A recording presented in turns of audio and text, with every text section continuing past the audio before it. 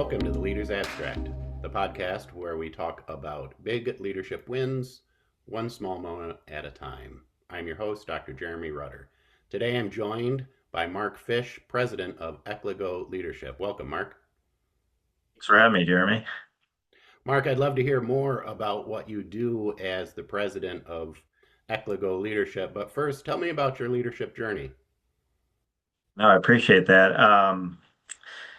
Yeah, my journey is interesting. About 20 years ago, I met Joe Sturpey, the CEO of Eklego. I wasn't working at Eklego at the time. We became friends, and we just started studying leadership principles together about 20 years ago. And we would meet once a week and kind of unpack John Maxwell, and then later on John Gordon, and really just kind of take these leadership principles and apply them to our own personal lives, our own personal leadership journey, but also the teams we in the organization we were working with.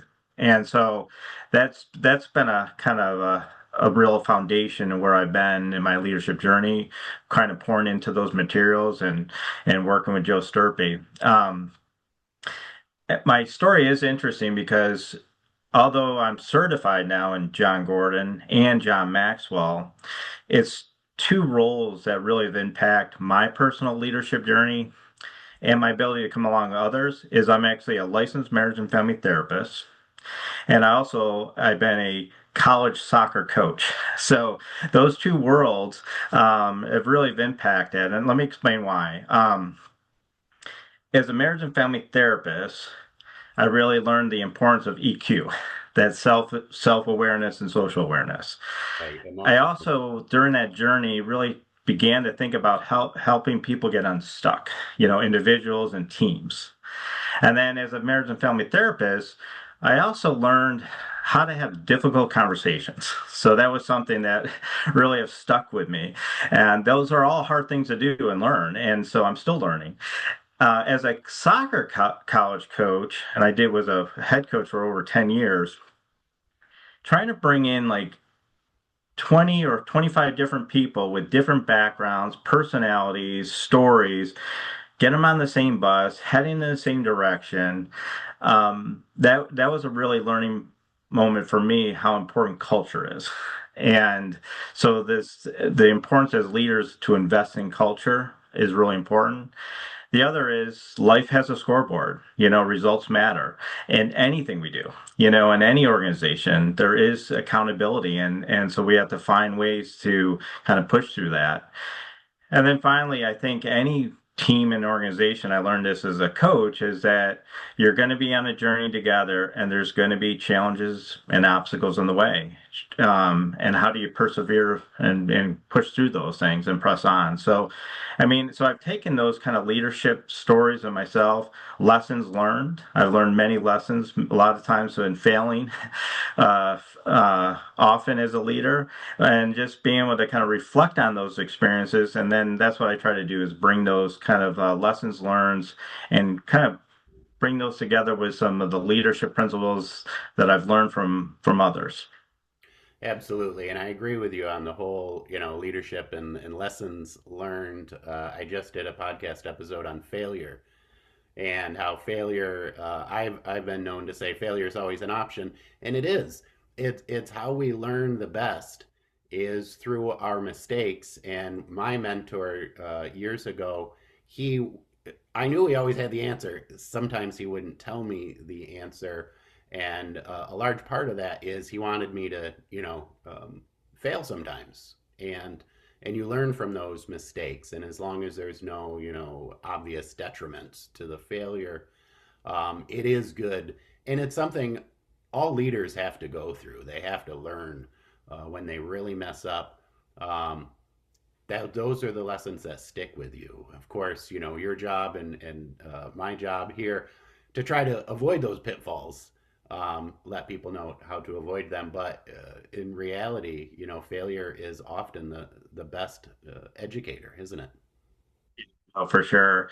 And I know like John Maxwell talks about, everyone talks about experience, and he kind of shares you don't grow from experience, we grow from reflecting upon our experiences. And so when you're kind of sitting in this type of work and you're learning leadership principles, there's just this opportunity to reflect on kind of past jobs, past relationships. And so, I mean, really, I try to bring that to my conversations, to the story, to the training, because it is things that I would have done differently, reflecting upon it now. And so hopefully it's some ideas and some suggestions so some people don't step on the those landmines I stepped on, you know. Absolutely. And I'll share a funny story. I'm interested to get your take on this when it comes to leadership training. When I was a young leader, a new nursing home administrator, and really for the first time of having a direct supervision over a large number of people. Prior to that, it was just one or two people at a time. And I went down this leadership journey, went to Leadership Academy, um, with Leading Age, and got some great ideas. And I thought, I'm going to bring this back to my nursing home. I'm going to do this great leadership training. And we did a lot of great leadership training. And then I came up with one on my own. And I'm interested to get your opinion on this. So you say you talk about difficult conversations, which is, again, a very important part of leadership, is having those difficult conversations.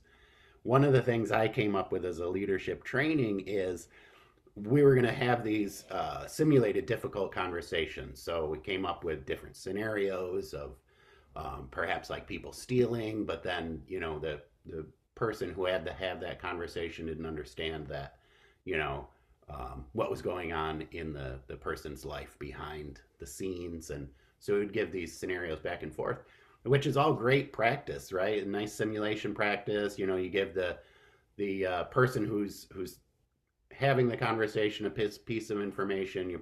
Give the other person who they're speaking to different information so that it simulates real life.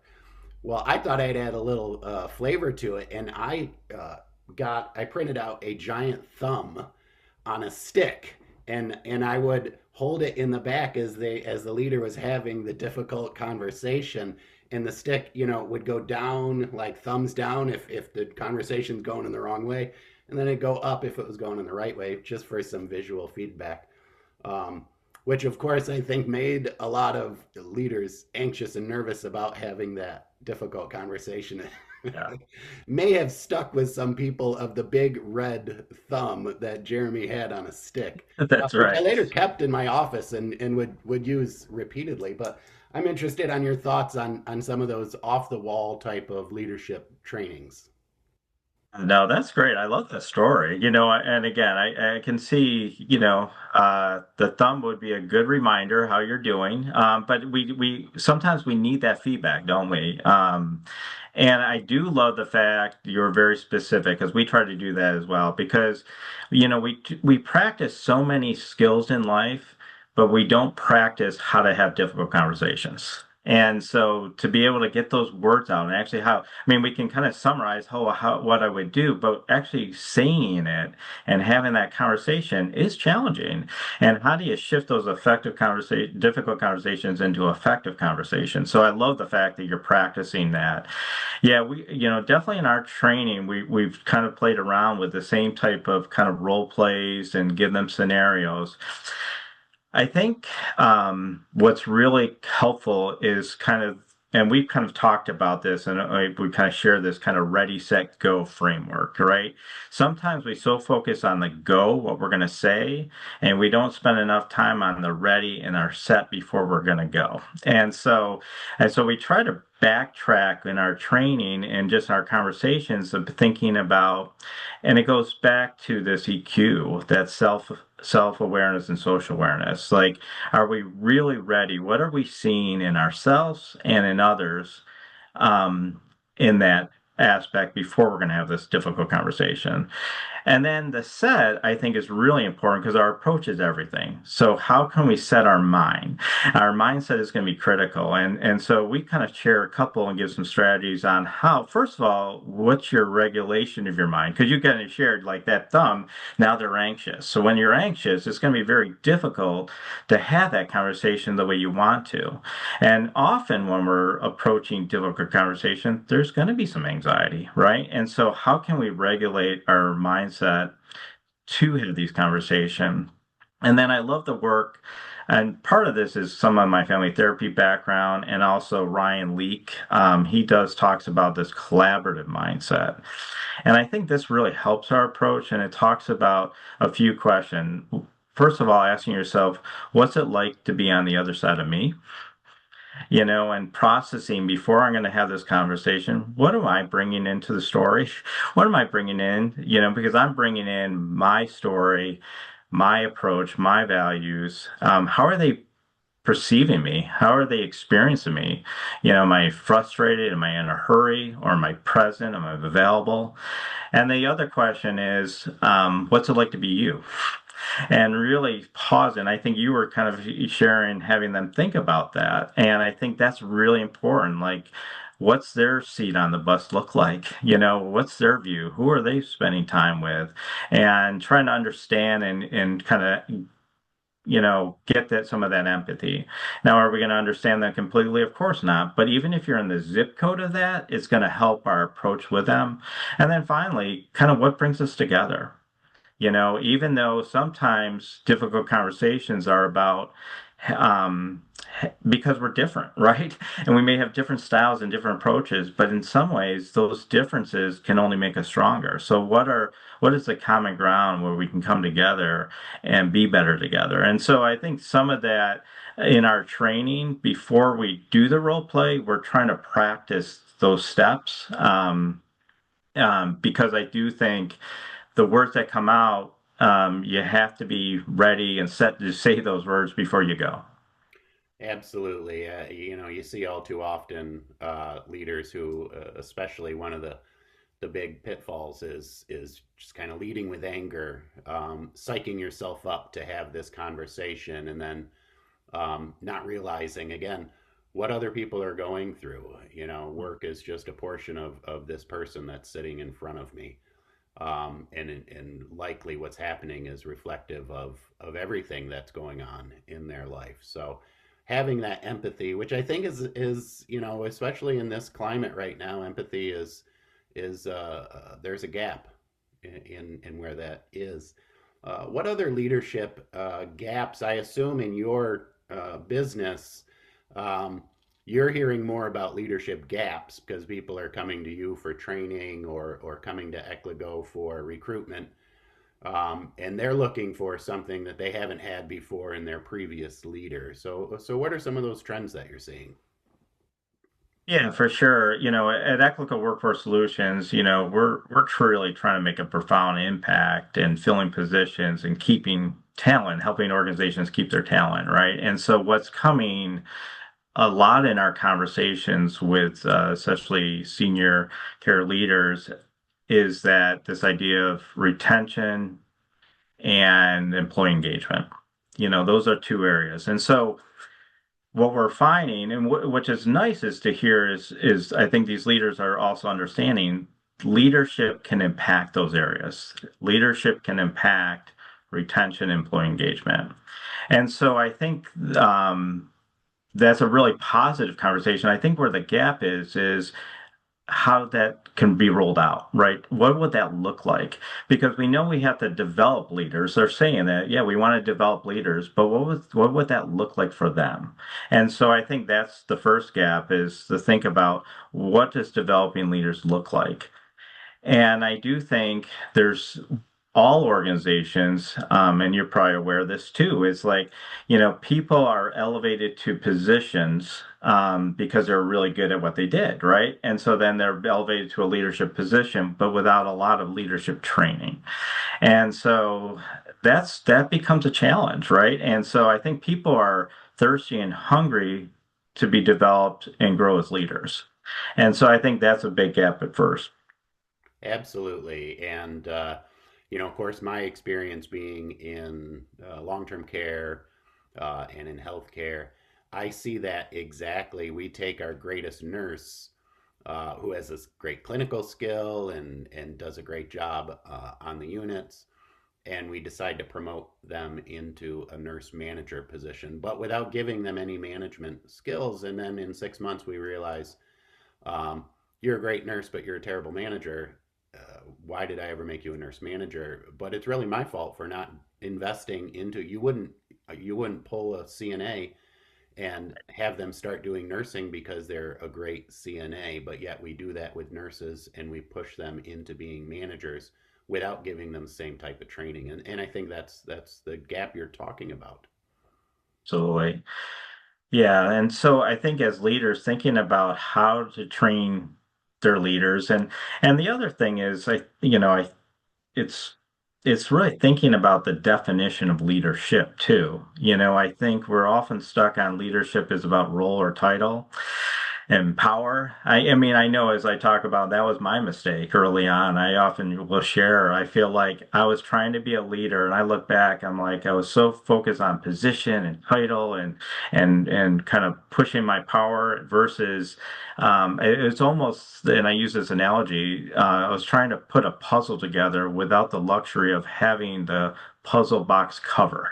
Right. And I think of leadership as when you see what the definition of leadership truly is, it's like having that puzzle box cover, right? So you can see and then you can start putting pieces together. And so that's the first thing we try to think about is one, what does leadership look like, for your organizations or for your folks? And this idea of the to regardless of title, everyone can be a leader, right? You can lead from where they are. And so to empower and encourage all employees and think about how they can lead and how they can add value and impact the culture and influence one another and make a difference. That can be very empowering and exciting. So in our leadership training, certainly we train specific leaders, but we try to train organizations and having them think about leadership.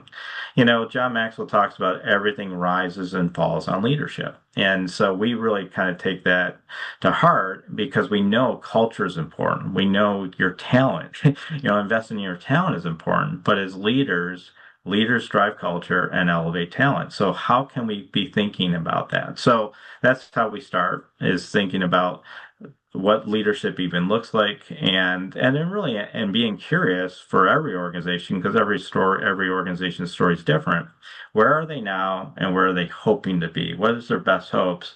And then how can we kind of partner and try to move you to a better place to get you closer to your best hopes? Absolutely. I love that. Where are you now? Where are you hoping to be? Part of that too has to be, um, are the people who are capable of change willing to change, and that becomes a big piece of this. Mark, I want to thank you for joining us. If someone wants to find out more about what you do, where can they go? Yeah, so certainly our website, eclecoworkforce.com.